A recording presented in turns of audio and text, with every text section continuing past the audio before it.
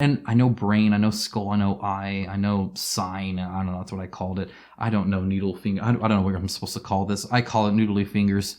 You need noodly fingers to re-roll. These are cool. You know, you get the psychiatric treatment, and that includes electroshock and lobotomy and an insulin coma, or you get the physical ones, a gasoline treatment, radium water, hydrotherapy. I mean, yeah, these are nasty things. And you're going to roll it, and you're going to drop everything a ton. There's all sorts of weirdness going on. But, I mean, ironically, the first one we hit, I think, was the Dr. Doodles one. So I'm reading this Dr. Doodles. I'm like, what kind of game did I get into? Like, what is that? Yeah, Mr. Meow is now talking to you. This is essentially the first half of Oathsworn. Hey guys, how's it going? I hope you're having a wonderful day already. It is high time that I finally put my thoughts on Dawn of Madness by Diemension Games. It's live on Kickstarter now, and you guys have been asking for this video more than any other, so let's get to it.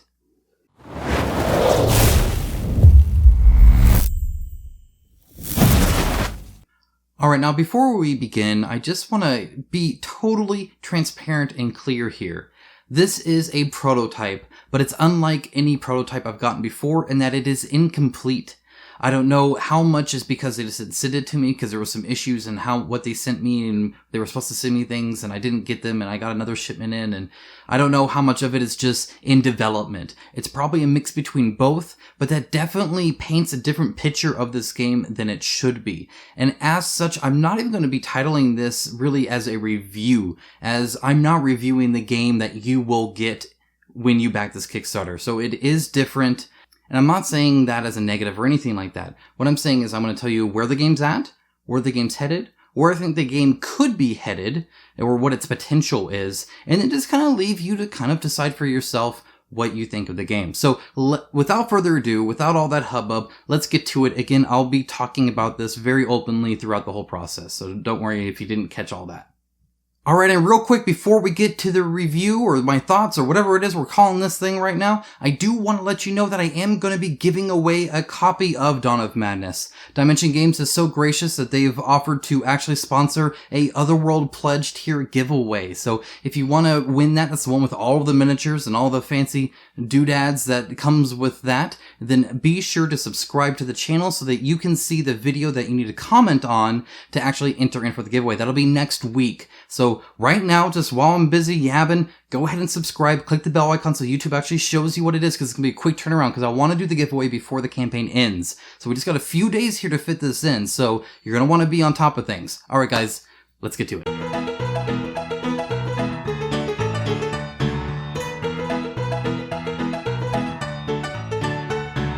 Alright guys, now what you see here is Dawn of Madness in its current state, at least what I have. Again, you know, no promises, and I'm sure Byron probably has a better copy here, which is good. It means his videos would be really useful still.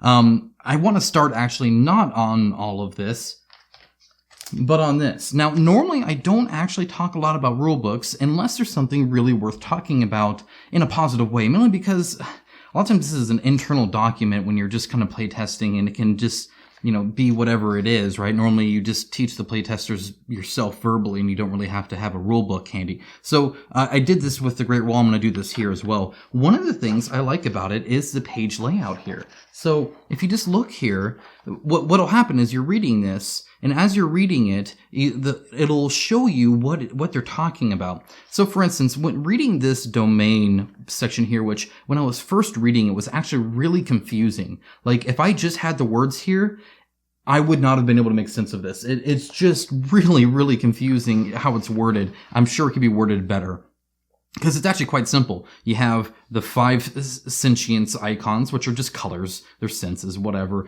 The 5 concepts, which are, you know, just brain, eye, skull, sign, and noodly fingers. And then you just combine the two. So it's a different color of each one, and those are your domains. That's all it is. And this really helps. So this kind of call out that they have, and they have it all throughout here, right? If I know just by looking here that this page is talking about deep encounter cards, coda cards, aberration cards, distortion cards, and domain cards. Just like that. And so that's really, really useful. I actually really enjoyed that. This is another thing that I love. Not enough games do this. This is a component list which you should have. You should have a component list, but a component list with images, and you have no idea how nice it is to where I can tell when you say an exhausted world shard card, you mean something that looks like this versus something that looks like this versus something that looks like this.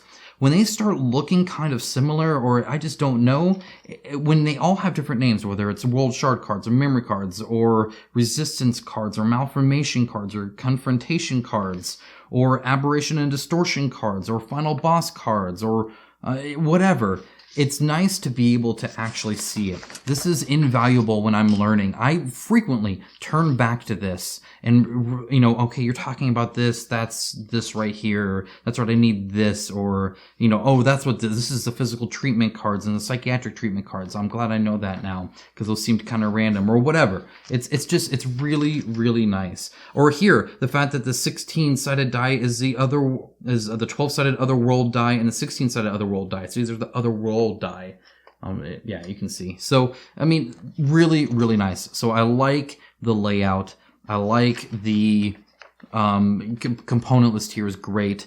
On the back is a quick reference guide. They already have that kind of setup, which is awesome, especially with all the, moving mechanics and stuff that's going on here.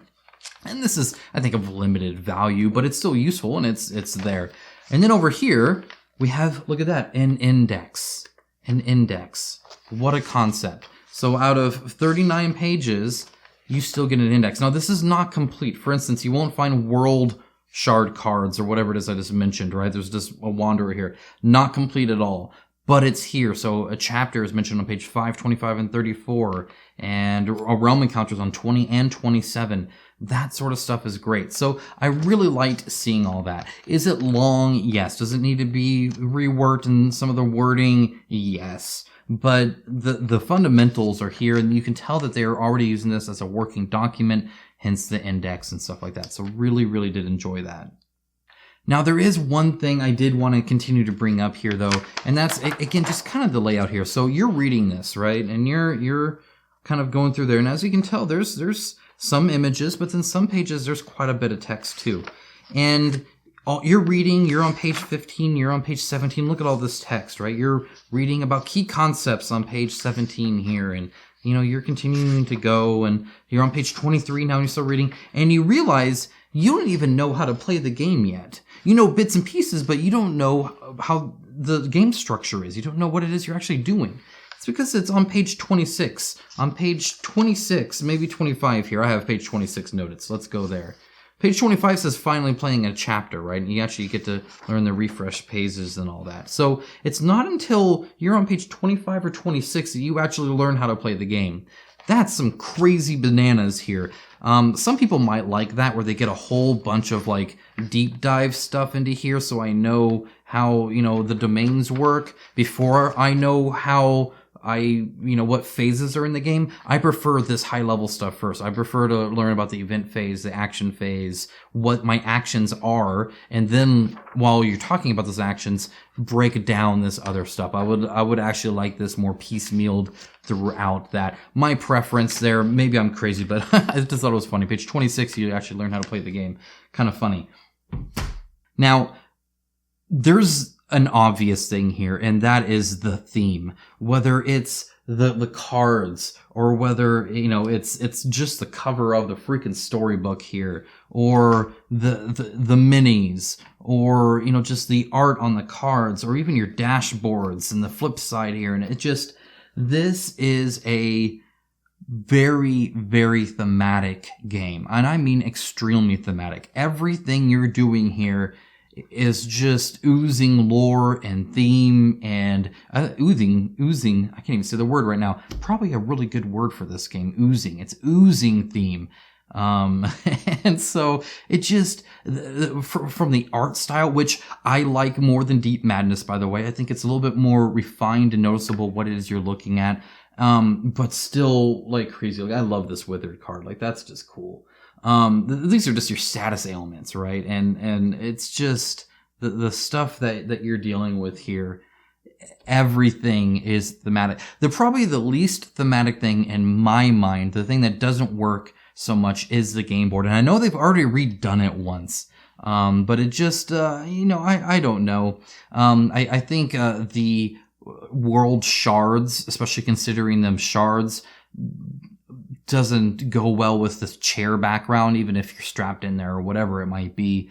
It just, I don't know. I think their old one looked more like brain synapse kind of thing, and that may not be the answer either, but that seemed a little jarring to me. But otherwise, I mean, the art quality is really good. And again, just the theme is crazy, and it's everywhere. It's plastered over everything. Even, I would say the symbols here, I actually these symbols grew on me. So at the beginning, especially when you're learning about the domain and you get like the thumbprint green and then the nose yellow and the eye blue and the ear purple and the, I don't even know what that is. I'm losing track of my senses now. Going mad. Anyway, combined with that, so I need a thumbprint eye. Like it didn't really fit with me at first. Really, this is a reroll. This is a wild. This allows you to essentially do more actions. This allows you to help, and this allows you to defend. And you could have just done a basic reroll icon here, right? You could have just done a more normal or industry standard wild. You could have done symbols, maybe like two people working together instead of one or something, whatever, a shield for the defense, whatever. These end up working. You pick it up really quick as you're playing. You're like, oh, you need the noodly fingers. And I know brain, I know skull, I know eye, I know sign. I don't know. That's what I called it. I don't know needle finger. I don't know what I'm supposed to call this. I call it noodly fingers. You need noodly fingers to re-roll. And it works. And again, it just fits that theme that's everywhere. So I'm actually fine with that. At first I was like, man, there's a lot of symbols here. Because, here it's like, oh, this is your mental capacity, right? And so, oh, it's a brain. Okay, I can get kind of that. This is your existence. That one's a bit more loose. But anyway, the symbols work really, really well. And speaking of which, I do actually want to comment on this a little bit. So going back here, the fact that you can re-roll and the fact that you have wilds is super nice and super useful. Some people have higher values of these than others, so they can get it a little bit more easier. Not to say that not everybody can get it, but the dice manipulation is nice there, where you can actually kind of try and get your signs, because you're really looking for a very specific symbol. So you have these dice, and what you're doing in this game is skill tests.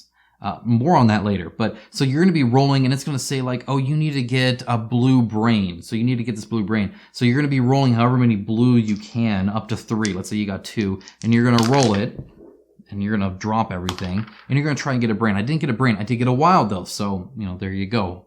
But let's say I didn't or whatever. I could take a blue, noodly finger out and re-roll again and hopefully get a brain. I got a skull because I suck at rolling, but you get the point. That's kind of essentially your skill test. That's kind of how you're going to use these gems. Is you'll have, the colored gems on here, a mix of colors on this. So I have several different noodly fingers to use, and then you can use them. And then they even stay in your possession too. They don't necessarily go back, and there's some play around that. But for the most part, you're going to have a whole bunch of these, and you can get more by landing on these world shards, and then you can spend some mental capacity to roll those colors to be able to get it. And another kind of nice thing is how these are reused. And so there are other game mechanics that will use this differently. For instance, the enemies, you'll actually use what they're on as kind of how to attack them. So on the card, and I'm going to explain a whole lot of the rules. There are other videos out now that explain the rules pretty well. But whatever they happen to be on, you're going to be, placing these symbols on them. They're going to have 3 of them. And then you can attack their domain pools, and they can attack your domain pools. That brings me, I think, to my first kind of more large scale complaint here. And that's, everything that you do revolves around this. The entire game is this. This is the game. This right here is Dawn of Madness in its current form from what I can play. Again, tons of, asterisks there and footnotes and disclaimers and all that kind of stuff. But when you attack, you're using these. When you defend, you're using these. When you're doing a skill test, you're using these. When you're interacting with a card, you're often using these. When you're in the story, you're using these. This is the core game mechanic. If this domain system does not look appealing to you, Dawn of Madness probably won't be appealing to you. You might still be able to stick it in for the story and the theme and all that kind of stuff, but this is really how you're interacting with the game. At every step of the way, this is pretty much what you're doing. Yes, you can move around by following the arrows, and you can go to, through portals onto, you can barely even see this, the conscious realm, and you can do different things there. And so you have this here. That's fine. There's that brain synapse thing I was kind of talking about. I think it's over here too. It's kind of the same art. And so there's more stuff you can do, but for the most part, this is it. Now, another thing I like, as a huge fan of Conan, I like kind of more loose and pre-planned player turns. And I don't mean that in a contradicting way. I mean, I can plan how things are going to go. And so I can kind of essentially make my whole move with all of the characters, right? If you played all 4 characters, you could totally do that. And that's because of this right here. So this is kind of the memory capacity thing. So this is how many turns essentially you get. Not a 1-to-1, because for instance, each movement costs 1. So if you want to move 3, you're going to move down 3. But you're going to have your tokens here. So, this is hers. And she's going to start at 7 in the mental capacity. And as she does a turn, she'll lose that much mental capacity until she gets to 0 or passes. And then when everybody gets to 0 or passes, then that round is over and you move on to the next round, read some story that I wasn't able to see because none of this was available to me. So there wasn't a lot of structure because I imagine these are the main story bits, right? Those are the ones you're guaranteed to go through, not necessarily going through all of these. So, it really sucked kind of aiming, just mindlessly going around because there wasn't a lot of cohesiveness to the story. Again, more on that later. And of course I had a weird situation with it, but I do like that. I like being able to plan that. And then you can still kind of use these brains to extend it. And it reminded me a lot of kind of, in Conan, where you can move your gems. You can, in fact, they're not quite like this, but where you can really pump something up and have a big turn. Right? Batman does the same thing. You can have a big turn. You might have a less turn next time. And that doesn't even happen here. Here, you're going to have still a good turn. You're guaranteed these 7, though some things can modify this value up or down. But for the most part, I might be going here, and then I'm going here, and then I'm going here, and then I'm going to use some of these to be able to do some extra stuff, and my last 2 later. So there's a lot of freedom when it comes to how much you're doing. Additionally, the downtime isn't too bad either because the moment you go down, now this guy gets to go, right? So now it's this guy's turn. So you did 1 action. You do 1 action and then you go. The only time the downtime is kind of high is if you're doing a story bit, especially a longer story bit, a chained event where you're doing different things and making different decisions within this. And so you're going to come here and you're going to open this and go to a number or whatever that it's listed. And then you'll have to do a test, right? You're always doing tests and you either win or lose. And if you lose, you obtain something. If you win, you obtain a different thing.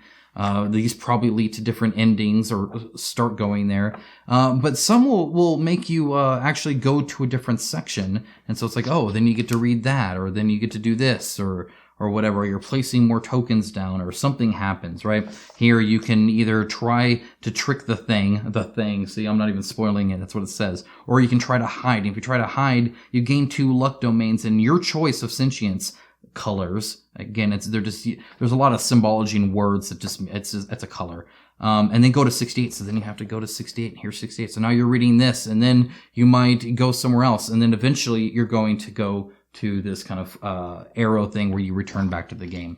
That can be kind of a while, but again, it's a co-op game, and as such, even if you're not the central player, you can still help. So if somebody's they're reading a story, they're reading out loud, they're interacting, they're like, I don't know, should I try to hide? Should I try not to? And they're like, well, if you hide, you have to roll this, and you don't have a lot there, but you know what? I'm gonna take this and help you. So you can use these to help.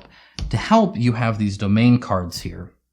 which add a lot of versatility to the system, which again is this mitigation and manipulation of luck, which I do appreciate. So you might roll badly, and in fact, because there's not a lot of repeated symbols here when it comes to the die here, you're getting 6 symbols, so there might be one that favors another, like purple favors the wild. So there's a wild here and a wild here, 2 wilds, right? So each color favors a certain thing. But other than that, you can play this, and the top part, look at that, allows you to roll more die. So you can use that as if somebody else used it. As long as you take a gem out of there, you can do that.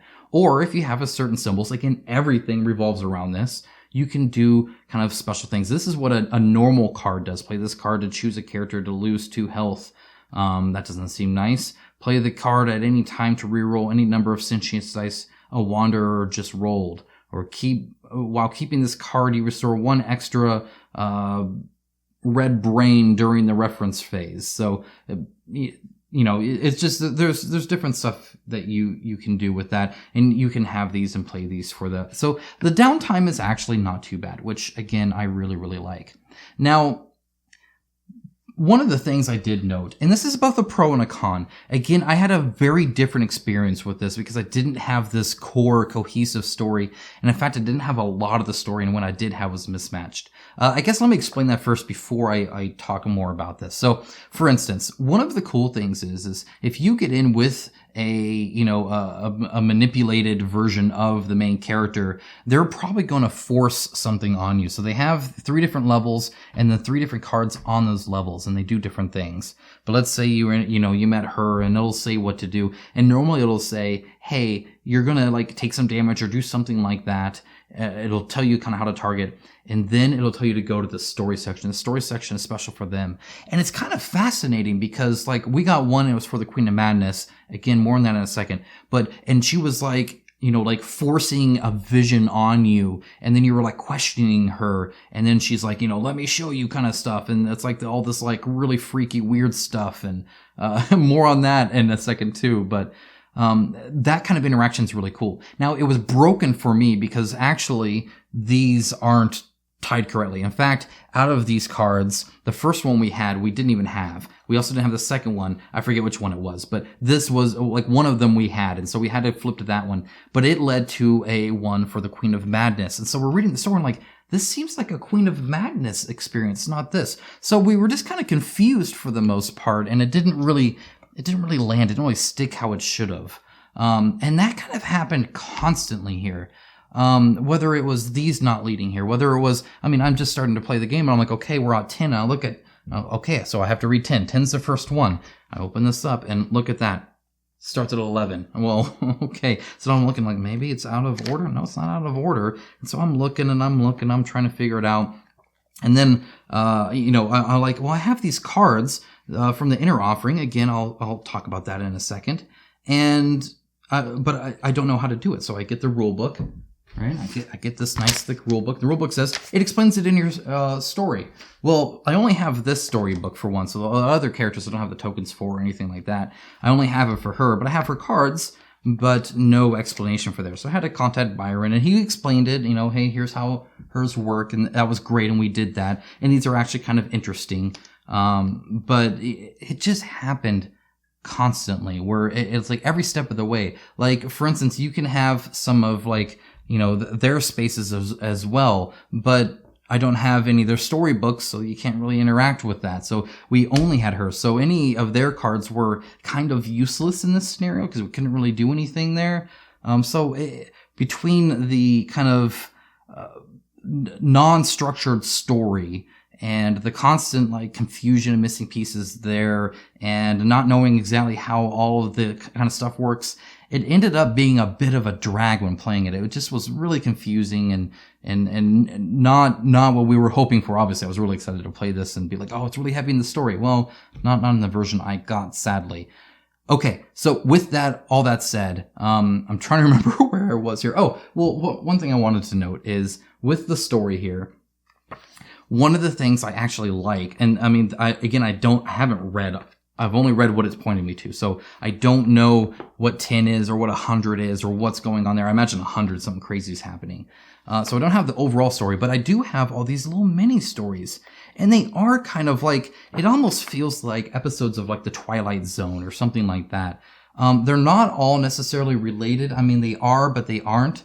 But they go a huge range. Now I want to show you some of these Coda cards because you get a lot of these from experiencing them. So a lot of these are things you're going to experience. And like you can have, like there was one where like Emily here was working with this brain surgeon dude or whatever that like wanted to, you know, figure out why they're mad or something like that. So who's going to like saw into their heads while they're alive to observe the brain. And she had to distract them by like getting a scalpel and cutting up their feet and their legs. So they were screaming while being sawed in their head while alive and all sorts of nastiness, right? But then you can also, I mean, it's a wide range. Not helping hand. We're close. Is it not here? I know it's here. Okay, well, I give up. Who knows where that went? I'm sure it's possessed and probably went somewhere for a ritual or something. Anyway, this Coda card is kind of similar. So there was one where it was like you were working with Dr. Doodles and Mr. Meow, and you started like eating the cat and ripping its flesh off, and it's describing that you're doing that and that you're doing a good job, and you're like using your hands and all that, and it shows you like eating the, you know, flesh of the cat or whatever, and the Dr. Doodles has his hand on there, and it's written kind of like one of those like really eerie kind of like carnival sort of like goofy kid show kind of thing that's ultra violent, kind of like if you've watched the recent It where he's like on TV and it's like evil and messed up, it's also like a kids program, that kind of thing. So there's a wide range of things. So if you like different genres of horror or different kinds of kind of eeriness and spookiness and, you know, grossness, you're gonna get that. This has a ton of that. I mean, a ton. There's all sorts of weirdness going on. But, I mean, ironically, the first one we hit, I think, was the Dr. Doodles one. So I'm reading this Dr. Doodles. I'm like, what kind of game did I get into? Like, what is that? Yeah, Mr. Meow is now talking to you. So I don't even know what that one is. So there's all sorts of stuff there. Now, so you're going to get a lot of that while going to the malformations, and I like how forcible that is. You don't have a choice. They're going to come to you, and you're experiencing that. It's like your turn's kind of, or it's their turn, I guess, at that point. But either way, the whole game is kind of taken over by what they're doing to you. And so it's almost like you're all seeing this vision, but only you're interacting with it, but then other people can sort of help you in kind of an ethereal sort of ways, how it kind of feels, which I think fit really well. And I actually really liked the whole, they're going to come to you and they're going to force you into a situation. It can be dangerous. It can be insightful. You don't know what it's going to be. So they're like semi-bad, but not terrible per se. And then again, you can use them to attack the abomination. Now, that's actually a complaint I have. I don't like the fact that only the central wanderer can attack the abomination. I get that that's why it's scaled for, but essentially they can either happen chance if they're on the same space, use them to do it. Otherwise, they can use their like, you know, their special card to do it. I don't even know what that is. It's one of those. Anyway, you know, and so I like that kind of interaction, but for the other players, it feels kind of, not as enthralling. Yes, you're interacting. Yes, you're helping, especially because what you're mostly doing is handing them, if I can find the gem, these things real quick, right? And so as you defeat monsters or accomplish things in the story, you'll get these. And anybody that's not the Central Wanderer can actually donate it to the Central Wanderer because they're going to be needing that to actually activate these people or get their memories from their cards, because you'll notice these cards, a lot of them also require that. And so you're going to be donating, and then you have to decide how much do I give. In our game, again, because they couldn't really do anything else because we were missing so much story, they just gave all of it to me, which was kind of it was kind of a ho-hum thing in my situation. It's probably better in the kind of the game proper, but I don't know. I get everybody gets a turn to do that, but you're not going to be doing that on the same night. And so essentially it's, hey guys, can you come and play my game? It reminds me of if you've played video games where they would have co-op, but only the host, only the main player got any progress. I get that they can get memories and stuff like that. It just kind of gives a little bit of that feeling. I would like to have agency just as much from her in this scenario as everybody else. And it's kind of a limelight situation. Everybody gets their turn in the spotlight, but it's kind of a spotlight thing. It's kind of up to you. Additionally, if you're not the most overt player, or you're not the most dedicated to, doing whatever, it's up to you. So either you're gonna maybe botch it because you're not that, great at planning, positioning and stuff like that, or when to use different things. Or somebody's going to micromanage your turn because you're the only one that can deal with this thing. Now, you don't have to kill the abomination. You can get away with not killing the abomination. Though that's normally a bad ending. And in fact, it's kind of hard to fight the main baddie, without getting the abomination. Now that I've actually shown you that, would you just look at these minis? I mean, the fact that you get a unique sculpt, the fact that they're all like this. This is a resin print from a 3D printer. So depending on the materials and the sculpt, it could actually get better than this or about this. It depends on the settings on the 3D printer, the quality of the resin and the 3D printer and all that. This is great though. This is really, really nice. This is the twin sister, kind of the main bad guy there. And again, look at the size. Like, it's great. Like, especially compared to the normal guy. And then of course you have, your characters and they're great too. Let me actually focus in here for you. There you go. So you can kind of see, again, I've shown these in great detail, so you've seen a lot of these. Let me bring her back just so you can maybe see her in better focus. She might be a little bright here, but either way, just amazing. Really, really well done. Even the underside is sculpted, so that's nice. And yeah, just great minis. Here's the abomination that you can see. Really, really well done, well sculpted, fits the art and the theme perfectly, I think. Okay, all right, moving on from that. Let me focus back in.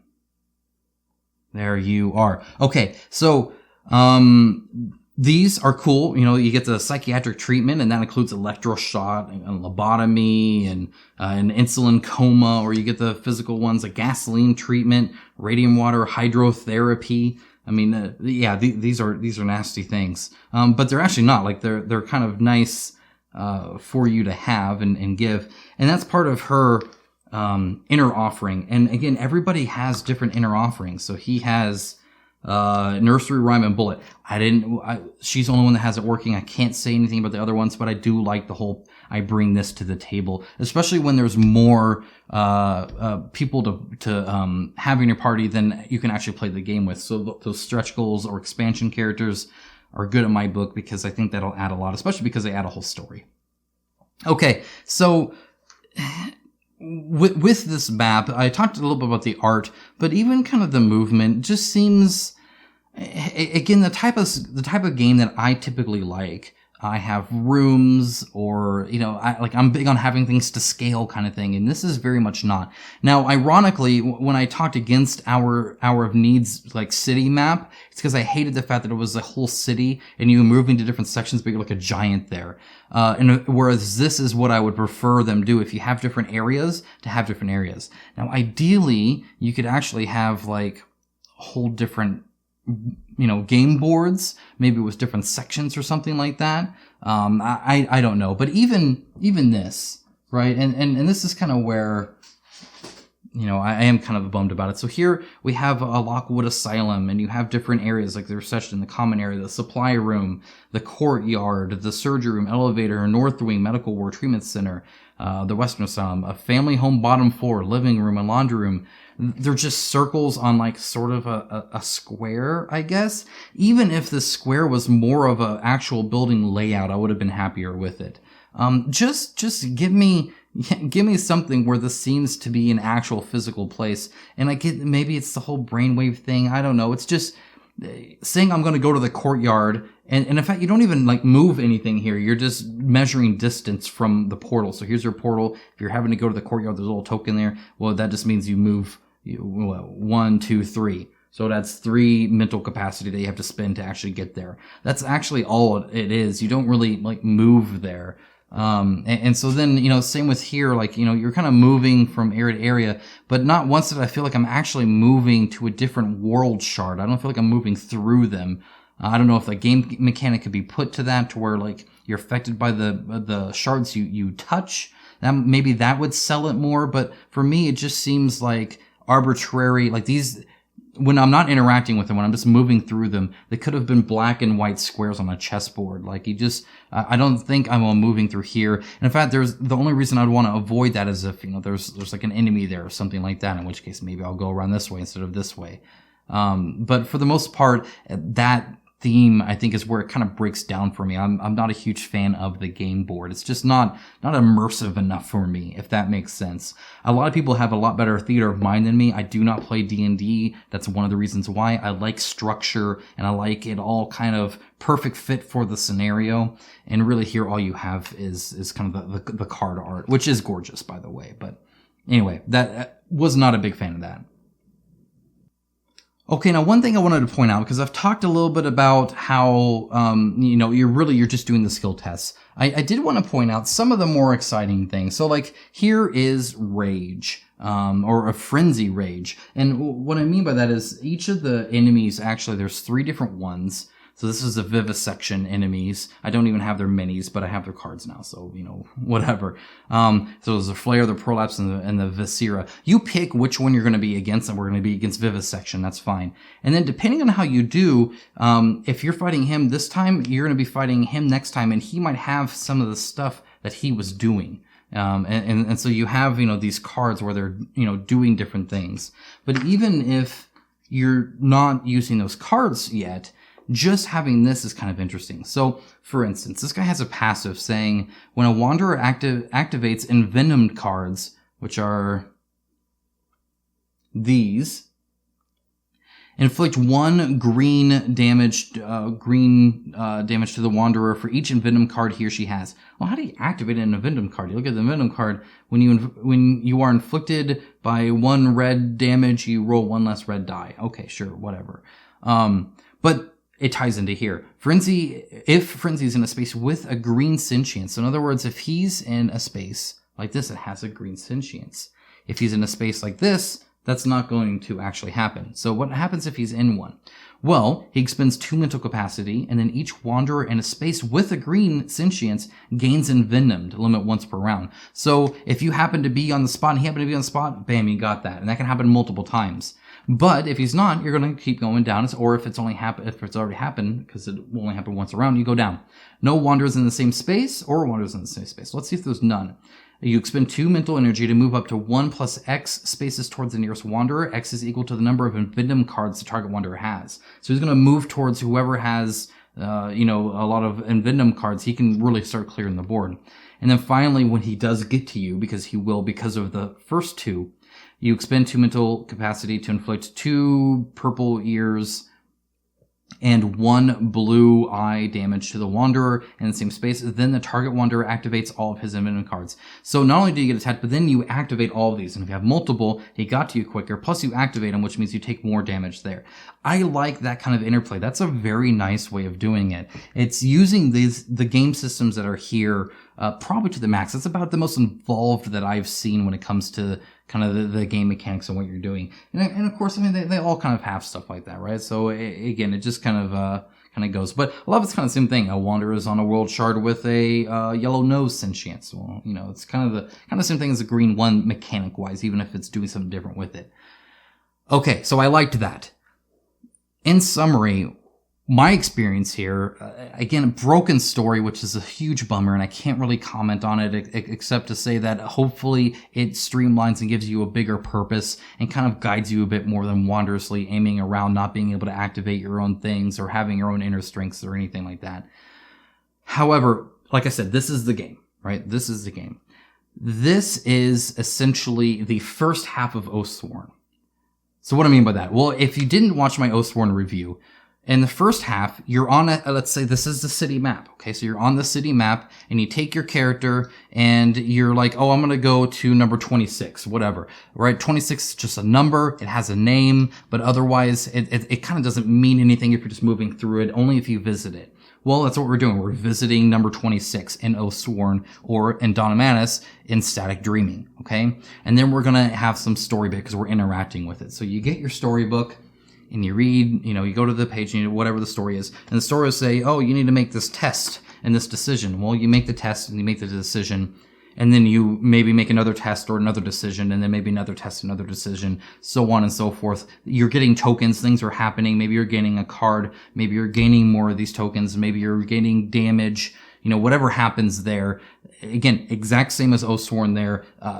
Basic setup at a high level, right? Theme obviously different and stuff like that. The difference is Oathsworn then has that entire other half, right? Oathsworn has the more traditional, what I tend to lean towards and what I like about games is moving a miniature around a game board and doing attacks and some card play and all of those other mechanics. That's not really here. Like some of that is like with these, with your condition cards and such, and they have, these, domain things that are different, right? This kind of co-op, system where you can help other people do those skill tests. But at the end of the day, what you do is you move, you read a bit of story, you do a skill test, something happens. You read some more, you do another skill test, something happens. Eventually, you do an attack. And how do you do an attack? The same way you do a skill test. You're rolling those kind of, these colored cubes and targeting their domains, right? These are your attacks, these are your defense, these are your skill tests. This is the game. That's what I meant by that. It's essentially the entire game is the first half of Oathsworn, if I could summarize it. Again, from my experience, maybe I'm missing some crazy rules here that I haven't seen. And I know that's at a high level, but I can only talk at a high level here because that's all I have. You're either okay with that or you're not. In my opinion, Seventh Continent is kind of like that. Not that it's not, but not that it's exactly like Oathsworn. What I mean is it's kind of a straightforward game like that where you're doing kind of the same things. And so once you explain it, it's like, and that's the game. The rest is all story, right? The rest is all circumstance and situation. And so if you like those kind of games, if you're cool with certain situations, really well written story, a unique theme, lots of decision points, progression over a long campaign, I guess not super long here. I guess it depends. Then that's fine. If you need more meat than that, then you're going to maybe struggle a bit here, as I did. I'm fine with that. But to me, that's a kind of a light game, right? At the end of the day, I'm just kind of moving and making decisions and rolling dice. But there's not a lot of like card manipulation or play. Like if Oathsworn didn't have that, I wouldn't have been very excited about Oathsworn. To me, that's the selling point of Oathsworn. And the city parts are just icing on the cake. This is icing. If you're fine with icing, then that's fine. But in my mind, what I typically review, the cake is rather thin here. So that's kind of a bummer, I guess. I guess what I'm saying is this is not for everybody. And you kind of have to make that judgment call yourself. If that's something that you want, again, first of all, if you paint miniatures, I mean, again, these are fantastic. Really, really well done. They're all unique. The theme is good. If you just want to like read some story, I'm tempted. In fact, I might just read through a lot of this, but the problem is it's all broken up, right? You can't just like sit and read left to right, front to back, right? I mean, it's kind of all over the place. You're going here and then you're going back over here. And then in fact, I found there were several different ways to get to one of them. So like we got to one of them and, I had noticed on like another one, I'm like, you know what? You can get there several different ways. And in fact, leafing through this, I've seen, the end in here too, where the game ends. You get to a point where you didn't even get to the end. So, that's definitely possible here. Yeah, see, so right here. Oh man, see, I missed it again. I'm gonna flip over it every time. The end, right? Well, shoot, I mean, that's not the final stuff. The final stuff's back here with the symbols here. So, again, it's early. I didn't get a good copy. I can't say for sure one way or the other. I'm not going to give this a rating. I'm just trying to explain my experience with it, what I liked about the mechanics that I could experience and the story bits that I could experience, and then essentially complain about all the stuff I couldn't do. But anyway, okay, so that is my review of, well, it's not even a review. I'm not going to say that. That is my opinion on this version of the prototype of Dawn of Madness. Hey guys, yeah, it's really late. I'm editing the video right now. I forgot to mention something. I've seen a lot of you mention that you were worried that the game's convoluted. It's a convoluted mess, I think is literally the quote. And I just wanted to say I did not experience that. Of the mechanics I had, the only thing that was messy was the fact that I was missing so much stuff. But the game actually flowed fairly well. Again, you just kind of move and you do your story and you do your quests or your decisions and you roll your dice, and and then you move on to the next one and you move down the track depending on how much mental capacity you did. But either way, it was not something that I experienced at all. Reading it did kind of seem like that, but it actually flowed quite well. There's a lot of interactions with different mechanics and they definitely interact with each other, but it's nothing overly complex or anything like that. I was totally fine with that. All right, I'm going to get back to editing. Alright, so that's it. That's my thoughts on Dawn of Madness. Is it something you want to back? If so, link in the Kickstarter below. If this is your jam, if this is something you're into, you definitely want to take a look there. Again, this was not a normal review. I apologize for that. There wasn't really much I could do without a full playable prototype, and instead I just got kind of bits and pieces, and so I do apologize for that. In the future, I will make sure that any game I get to do a review on is in fact more or less reviewable. And again, I know sometimes with shipment bad things can happen, and it's nobody's fault really. It's just I apologize for not giving you all the information I know you guys so desperately wanted, but hopefully I gave you enough. I did want to remind you about the giveaway. I'm going to be giving away a Otherworld pledge tier of Dawn of Madness. That's the one with all of the really awesome miniatures that they do, and they are awesome as you saw. So if you do want that, be sure to subscribe, because in a future video next week, I will be having you comment on that, and that's how you enter in for the giveaway. It's open to anybody and everybody, so if you want a free copy, be sure to subscribe so you can see that next week. Alright guys, as always, thanks so much for watching. I love that you are here. I love being able to do this for you guys, and I wouldn't have it any other way. I hope you have a wonderful time during this Christmas season. I hope you are able to spend it with friends and family, hopefully over some board games, or if nothing else, at least just in their company. Go have an awesome day, because you are awesome. Thanks, as always, to my patrons. You guys rock and make all of this possible. Thank you for supporting my initiative here on YouTube. It is much appreciated. Alright guys, that's it for now. Take care.